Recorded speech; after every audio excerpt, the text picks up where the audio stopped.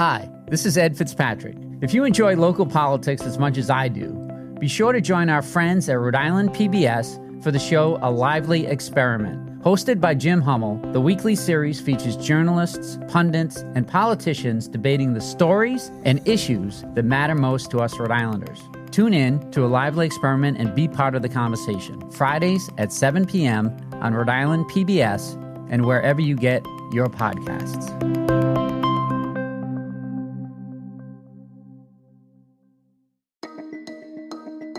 From the Boston Globe, this is Rhode Island Report. I'm Steph Machado, in for Ed Fitzpatrick. Welcome back to the podcast where we bring you big conversations from our very small state.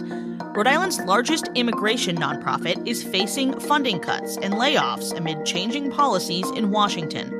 For the latest episode of Rhode Island PBS Weekly, I sat down with Kathy Cloutier, the executive director of Dorcas International, about what's happening on the ground in Rhode Island under the Trump administration.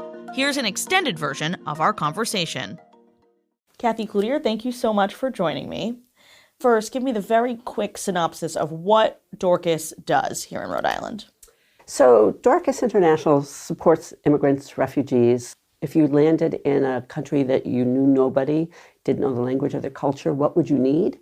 That's what Dorcas International does for immigrants and refugees in Rhode Island. So you help them navigate the legal process, you help them with translation services. Education, English language classes, employment services, anything housing. That they would, housing, basic needs, connect to the community, enroll children in school, whatever you would need in order to really connect to your new home. President Trump promised mass deportations of immigrants when he was running for office. He's now been in office for a little less than 2 months. What are you seeing so far on the ground? Well, we're not necessarily seeing any mass deportations. We are seeing a lot of fear. Even those who are here legally, even those who have legal status, are just fearful of what does that mean? What does that mean for me? Humanitarian parolees are having their status ended. Temporary status for Haitians and Venezuelans have been stopped, or the extensions have been revoked.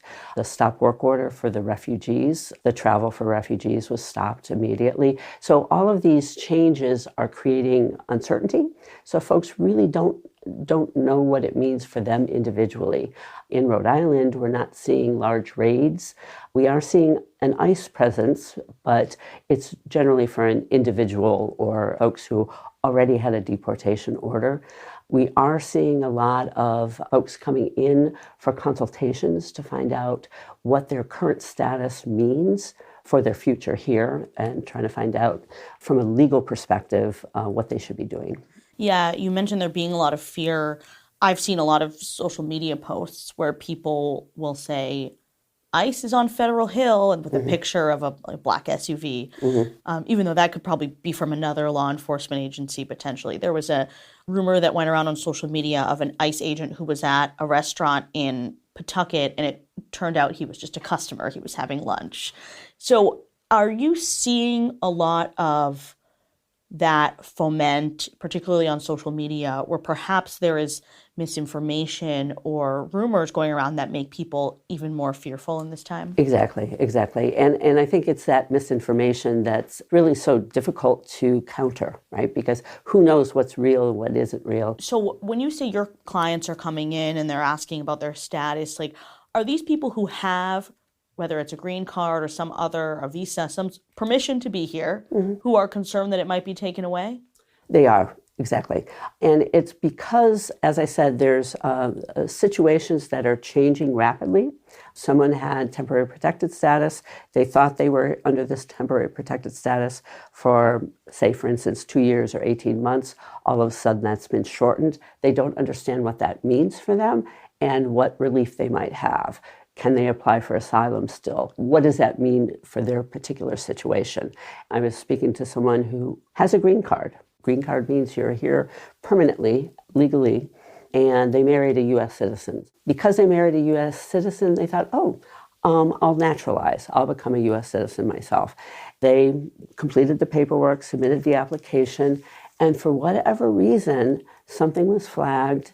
And now they have a court date, an immigration court date, for a hearing on deportation. So even people who are doing everything correctly, these are not unauthorized immigrants. They have the paperwork that they need. They have a green card, and now they could face potential deportation? Correct. The rules are changing, and nobody knows what the rules are anymore. Immigration is complex enough anyhow. USCIS and the Homeland Security basically has the right to scrutinize and to bring folks in and interview them and to look at their background. They've always had that right. Now it just feels as if it's people are being looked at with more scrutiny. Something that the Trump administration did early on was they revoked the, so-called safe spaces, schools, hospitals, churches. These used to be places where ICE did not go. So what does that mean in practical terms, that those places are no longer sort of a sanctuary for people? So far, we haven't seen that happen. We haven't seen ICE show up in these places. Not to say that they won't. We were just at a church yesterday recommending that they take precautions in terms of being aware of what to do should ICE show up at their church. And that is to ask for a warrant, ensure that places are marked as private. It is a private location. It's the same know your rights situation that we would explain to any immigrant. We're explaining to folks in schools and hospitals, churches, and these. Are you seeing people who are maybe afraid to send their kids to school or afraid to go to the doctor because they know that they could be found there? Yes, we are. Schools are reporting that attendance is down, and we're afraid that it's because parents are afraid to send their kids to school. The assumption being that folks are not going to the doctor or the hospitals because of that. We're encouraging everyone to send their kids to school, to go to the doctor, go to the hospital. Again, we're not seeing ICE showing up at these locations. I think what we're seeing is the administration creating fear by saying they're going to do this, but they're not actually doing it. Yeah, so it sounds like you're not seeing mass deportations yet. You're not seeing ICE at school. So the rhetoric that's coming from Washington is not necessarily matching what you're seeing on the ground. Correct. You mentioned earlier a stop work order. Can you explain what that entails? So initially on Inauguration Day, there was an executive order that said that refugees were not going to be allowed into the country for an indeterminate amount of time. So it was going to be reviewed every 90 days. A few days later, there was a stop work order issued by the State Department, and it had to do with foreign assistance. Everybody heard about the U.S. aid, all the foreign assistance. Well, what folks didn't necessarily know was that the Refugee Reception and Placement Program falls under the State Department. Because refugee resettlement starts overseas, it falls under foreign assistance. So the stop work order was to cease and desist any work with regard to refugee resettlement as it related to foreign overseas work. But the Reception and Placement Program also supports refugees in their first 90 days of arrival in the U.S. So not only was it stopping work overseas, but it was also stopping any work in the U.S. for refugees who were within this 90-day period, of which we had 65 people who were directly affected. Wow. From what countries? They were actually from all over. They were from Central America. They were from the Democratic Republic of Congo. They were from Afghanistan, several other countries as well. And so they had come in the months of December and January. One family had come as late as January 24th. They had arrived that day. We had picked them up from the airport. Now, what happens in that first 90 days is that's when we provide them with all of their basic needs, their housing. They're assigned a case manager who assists them with cultural orientation, with supporting them, enrolling them in English classes, getting children enrolled in school, all of that kind of resettlement work that happens. By ceasing and desisting, by stopping all of the funding that goes with that, there are no longer funds for the staff, and there are no funds for the refugees themselves for their basic needs. So there's no rent money, there's no food money, there's no money for them to support them in those first 3 months. So that was what was disconcerting. It was one thing not to have new refugees coming in. It was another thing to say, wait a minute, we've promised these folks this 3 months worth of assistance, and you've just stopped it without any warning, without any reason, frankly.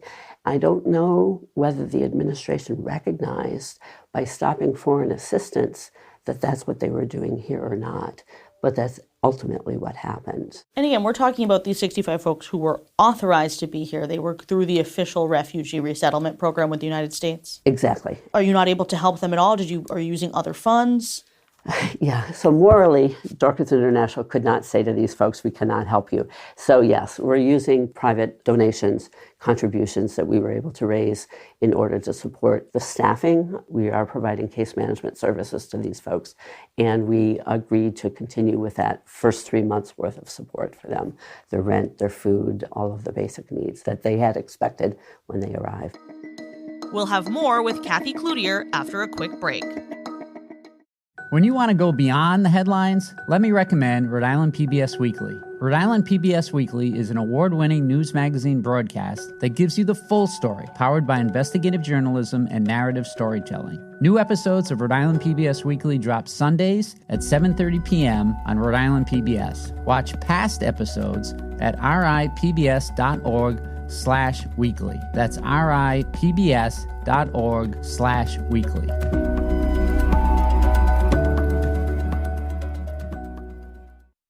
Do you have other federal funding that has been paused? So we have federal funding that we were expecting to receive that's been frozen for no apparent reason other than it's being paid to refugee resettlement agencies. So we have programming that supports refugees after the 90 days for anywhere for the first year that they've been here up to 5 years after arrival. It's to support refugees in finding work and support them in terms of really working towards self-sufficiency. So it's really wraparound support services for those who are more vulnerable or can't get on their feet within the first 90 days. Those funds come through, not through the Department of State, they come through the Office of Refugee Resettlement. Those funds are not coming to us. We haven't been paid for that work since December, since before the new administration came in. Our national agency, we all work through 10 different resettlement agencies, hasn't been paid, and therefore we haven't been paid for those services. And there's no explanation that we've received in terms of why we haven't been paid, but that's putting a significant strain on us financially. And how does that affect your organization? Are you going to have to do layoffs? Absolutely, absolutely. We've already had to start some layoffs as a result of the stop work order of the reception and placement program. With no new refugees coming in, there are parts of our services that we're not continuing, obviously. How many have you had to lay off so far? Some of our reduction has been voluntary attrition. So we've gone down from about 105 employees to about 92 right now. So we've lost about 13 folks. You know, if this continues, if this money doesn't get unfrozen, will you have to do more? Do you have a sense of how many? We've got a disaster scenarios planning. About 47% of the agency budget is federal. If we were to lose all of our government funding, we'd be down to about 62 employees. Wow, okay. What is the effect on the immigrants and refugees who you normally help if you cannot provide those services to them? So what will happen is the barriers just get even more difficult, right? It's difficult enough for a newcomer to be successful here with the supports available. If those aren't available, folks will be less able to be successful here and be able to give back. Again, if you think about our country, and it's been built on immigration, the whole idea is that immigrants are the first people to give back to the community. They're the ones that want to help those behind them. It's a matter of economics. They're the hardest working. They're the ones that are going to do the work that the rest of us don't want to do any longer, but they're going to work the 2 or 3 jobs in order to make it happen. And when they become successful, they're going to be the ones that start the businesses and hire the folks behind them to ensure that the country keeps growing economically. If you look at our history, our country has been built on the backs of immigrants and refugees. What is the advice that you're giving people like to carry your documents with you? Like, what is some of the advice? What we suggest is folks carry a government ID, that they have copies of their immigration documents. Don't carry your actual documents. You don't want to lose them, but that you have either screenshots or some photocopies of your immigration documents with you at all times. Because again, you can just get caught up, wrong time, wrong place, especially if folks aren't looking closely or you're getting caught up in some sort of a group detention, that folks aren't looking very closely at your documents. I'm sure you saw the hearing where the multiple mayors went down to Washington, including Mayor Wu from Boston, to answer questions about their city's sanctuary status. Providence has a sanctuary policy, meaning the police department does cooperate with ICE when it comes to criminal investigations, but they won't detain someone on just a civil detainer from ICE. And the police also don't ask people for their immigration status when they get arrested. Do you think that Providence should have a stronger policy or a stronger ordinance in light of the Trump administration's policies? It would be wonderful if they did. I don't know whether it would be more harmful if they did or not. I don't know if that creates additional targeting of ICE raids and that kind of thing that's happening in Chicago, for instance. Because there is an ordinance that was proposed by a city councilman that's sort of like, I wouldn't say it's been tabled, but it's in committee. They haven't had a hearing. I think there's a bit of a debate about, is it important to pass this ordinance to show people in Providence that this is a safe place for immigrants, or is it putting a target on our back for the Trump administration to come after Providence? Yeah, that would be what I would be worried about. I think what's most important is that Providence shows that it's welcoming to immigrants through their supports and policies. You know, finding ways to ensure that the schools are safe. You know, you're protecting my children in case there are raids at, schools and those kinds of things, that there are actions being taken to show that you're providing safety for immigrants rather than announcing that we're a sanctuary city. Nobody's going to pay attention to Providence if you don't announce it. Just do it. Do you think that Providence, Central Falls, other cities that have these types of policies should be worried about their federal funding? Well, given the fact that refugee resettlement agencies who never thought they'd have to worry about their federal funding have been frozen for 3.5 months, I would say yes. It's not legal to freeze our funding, and it's in the courts, and nothing's happening. I was going to say, shouldn't your funding have been unfrozen when various judges issued injunctions? It should have been, but it's not. And that's frankly where my anger is coming from. It's like, wait a second, this shouldn't be happening. I was speaking to someone, a regional person this week, and they said, but eventually you're going to get your money. And I said, yeah, but how long is eventually? That's, it's not legal. I understand it's not legal. But this is just a way of putting us out of business, because if you make us wait long enough, we're not going to be able to pay our bills. Who can wait longer, the federal government or a nonprofit organization? Who can wait longer, the federal government or the city of Providence or the city of Central Falls? That's the game. Kathy Cloutier, thank you so much for your time. Thank you very much, Steph.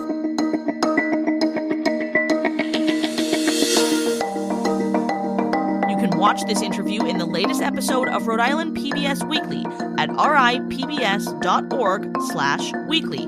Rhode Island Report is a production of the Boston Globe in collaboration with Rhode Island PBS. Today's episode was produced by Megan Hall.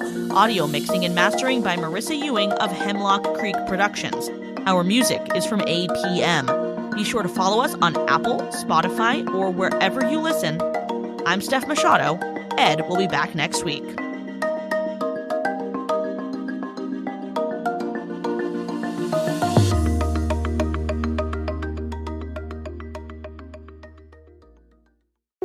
Looking to binge watch all your favorite PBS shows? You need Rhode Island PBS Passport, Masterpiece, Antiques Roadshow, Rhode Island PBS Weekly, and many more. Watch them all, anytime, and from any streaming device. Learn more about this member benefit at ripbs.org/passport. That's ripbs.org/passport.